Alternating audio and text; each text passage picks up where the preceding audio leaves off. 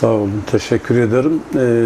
Konferansa katılım, Hilmi arkadaşım Bey'in söylediği gibi gerçekten hem halktan büyük bir katılım vardı, bir ilgi vardı ve yoğunluk da vardı buna rağmen. Bu çalışmalar yaklaşık bir yıldır devam eden bir çalışma ve bu çalışma yavaş yavaş, yani herhangi bir şeye kapmadan, çünkü en zor olan şey bir birlikteliktir. Birlikteliklerin oluşmasıdır.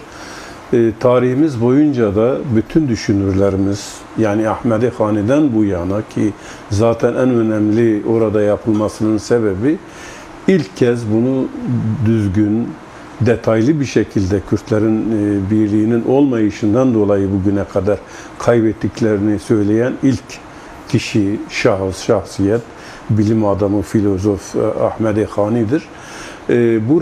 Burada yapılmasının en önemli nedenlerinden bunun bir başlangıç olarak onun bulunduğu yerde bunu yapmak, ki bu isabetli bir karar oldu bu çalışmalardan sonra. Buraya gelen özellikle katılımcılar, yani panelde konuşan, o konferansta konu başlıklarıyla konuşanların çoğunluğu Kürtlerin bugüne kadar parçalı duruşları, birlik olamayışlarının bugüne kadar bir statüye sahip olamamalarının nedeni olduğu, ki gerçekten de öyledir. Kendi işlerinde kavgalı olmaları, asgari müştereklerde bir araya gelip bir birliktelik oluşturamamaları ve sürekli egemen güçlerin onları parçalayıp, bölüp birbirine karşı kullanmaları tarih boyunca bu Kürtlerin kaybetmesine, Orta Doğu'daki aynı zamanda halkların da kaybetmesine sebep olmuş. Bu özellikle vurgulandı ki öyleydi. Diğer bir şey, bizim de en önemli üzerinde durmamız gereken, evet, Kürdistan coğrafyası 4 parçaya bölünmüş, fakat bu 100 yıllık süreç içerisinde her parçanın kendisine göre bir gelişimi, bir örgütlenmesi, bir sosyoekonomik yapısı, halkların belirli eğilimlerinin oluşu bir yönde gelişmiş ve gelişen bütün şeylerin, işte Rojava'da bugün gördüğümüz Rojava'daki gelişmenin ve oradaki istemlerin kuzeydeki aynı taleplerle karşılanmasının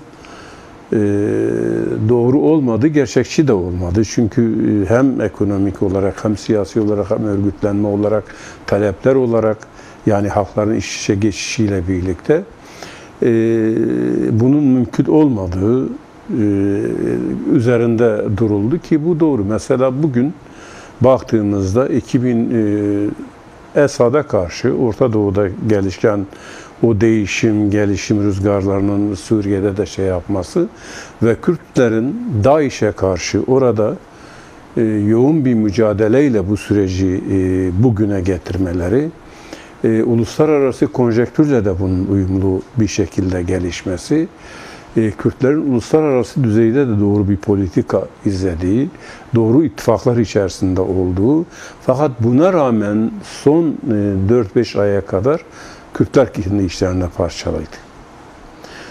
Kürtlerin burada parçalı olmaları, birbirlerine karşı durmaları, elbette ki egemen güçlerin onlar arasındaki bu çelişkilerden yararlanıp birçok şeyi kaybettirme konusunda yaptılar. Bunun en başında Afrin'in işgali geliyor. Bunu görebiliriz, örnek olarak bunu gösterebiliriz. Bu birliktelik olmuş olsaydı ve herkes buna destek vermiş olsaydı bugünkü olmayabilirdi. Yani bugünkü koşullar. Fakat bütün bunlara rağmen Orta Doğu'da en dinamik, örgütlü halk olarak Kürtleri görebilmekteyiz. Bu eksik yönüyle de, bu eksik yönü Rojava'da giderilmeye çalışılıyor. Konferans yapıldı, bu yönde adımlar atıldı, komisyonlar oluşturuluyor. Velhasıl uluslararası düzeyde destekler görüyor. Tabii bununla birlikte uluslararası bu desteğe ve bu yapıya karşı amansız bir Kürtleri yok etme, tekrar eski konumuna döndürme, var olan işte o otonom veyahut da yapıyı yerle bir edip Kürtleri seçeneksiz bırakma politikaları da bununla birlikte paralel olarak devam ediyor. Yani bu tehlikeler görebildiğim kadarıyla bunları yapalım. Bizim buradaki durumumuz daha farklı. Yani bizim şu anda kuzeyde yani bölgemizde Kürdistani olarak tüm yapıların bu şeyin içerisine girmesi gerekiyor. Yani hangi siyasi partinin, hangi siyaset alanında çalışma yürüten düşünürün, şairin, sanatçının, halktan kişilerin şeylerine baktığında ittifaksızlığın bizi bu sonuca getirdiği. Fakat bu ittifaksızlık ki Doğu Beyazıt'ta da, Bazıt'ta da gördük. Halk bu konuda amansız bir şekilde bunun oluşmasını istiyor.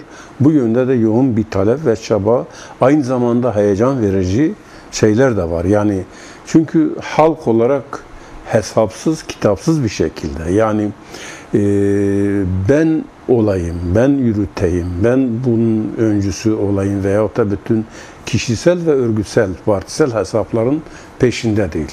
Onun için halk yoğun bir şekilde bu birlikteliği sahipleniyor ki bunu gördük orada. Aynı zamanda birçok düşünürümüz de bu şekilde yani çoğunluklu olarak bu şekilde düşünüyor. Fakat buna rağmen hala bunun dışında kalan siyasi partiler, örgütler veya da siyasi yapılar kendileri de aynı istem ve duygularla bunu yaptığı halde böyle bir oluşumun dışında olmaları ve eleştiri sunmaları elbette ki eleştirilerin yapılması, eksiklerin giderilmesi açısından çok çok önemlidir. Ama bunların bu yapının içerisinde, böyle bir oluşumun içerisinde yer alarak eksik gördükleri şeylerin burada vurgulanıp bunların düzeltilmesi ancak süreçle birlikte olur. Çünkü evet Kürtler belki bugüne kadar özellikle bu parçada 4-5 kez bir araya gelip bu çalışmaları yapıyor ve hepsi de belirli bir süre içerisinde devam ediyor ve ondan sonra sönüp gidiyordu. Bu bir yıllık bir süreçtir devam ediyor ve biraz daha ayakları yere sağlam basan, daha fazla aceleci olmayan ama koşullarla birlikte kendisi dönüştürmeyi de hedefleyen bir ulusu demokratik bir birlik inisiyatifi. Bu yönüyle umut varız. Umarız ki Hilmi Bey'in de söylediği gibi evet yolumuz çok hem uzun hem de çok tehlikelerle fakat aynı zamanda da umutlarla da bunu yapıyoruz. Ve bugünkü şartlara göre hiçbir partinin, tekrar ediyorum Hilmi Bey'in de söylediklerini, eğer bizler şu anda bunun içerisinde yer alan insanlar böyle bir birlikteliğin oluşması için çaba ve gösterenler yarın kendi ideolojik yapılarımızı veyahut da düşüncelerimizi demokratik anlamda tahayyül ettiğimiz bir toplumun yaratılması parçaların şeyinde biz bunun önüne koyup bu amaçlarımızın bu şekilde gerçekleşmesini istersek biz buraya bir sekte vururuz ve bunun gelişmesini önleriz. Biz daha yeniyiz. Çok engellerle de karşılaşacağız. Bunları sabırla, azimle Kürt halkının bu istemiyle birlikte bunu aşmamız gerekiyor ve bıkmadan, usanmadan da bu şeyin dışında kalanları da buraya dahil etmek gerekiyor. Yoksa bizim Orta Doğu'da tek başımıza birlik olmamız da yetmiyor.